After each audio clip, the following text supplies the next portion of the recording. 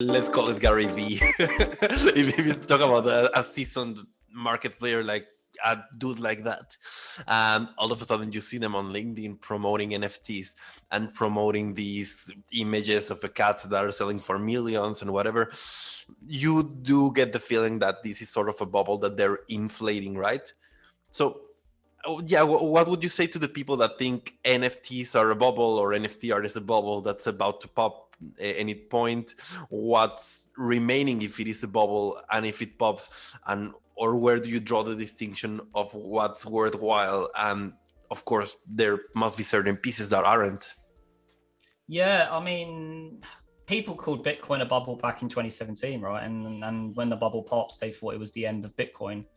4 years later, you say it's stronger than ever, right? And I'm sure there'll be like any traditional, any finance markets, right? You always have this uptick in interest and volume, and then it tops off, and then you have this big decline. The thing about NFT, I think, at a very deep level, it's so interesting as a concept. I think there's so many use cases that, although I do feel that it is being inflated by these guys who are trying to get into the space and make a quick buck, when it does, and it will eventually, because every financial market or anything does have this decline, what's actually left behind is will be a ton of more investment, like in our company, who are building specifically for NFTs, and the products don't completely flourish over 3 to 6 months. Like, we're building out the infrastructure now. You have to take the investment first and you build out a product over 12, 24, 36 months. So I think, like Bitcoin, what we saw was a ton of investor interest in 2017, which caused the hype, a ton of investment into crypto companies back then as well.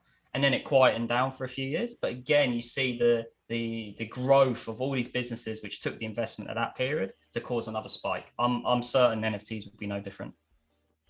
There is a yeah. Just to add to your point, how long has Ethereum been around, and when did you start hearing about DeFi? Things and products take a time to flourish, even when the infrastructure is sort of built to be able to power them. But then people need to come up with the ideas.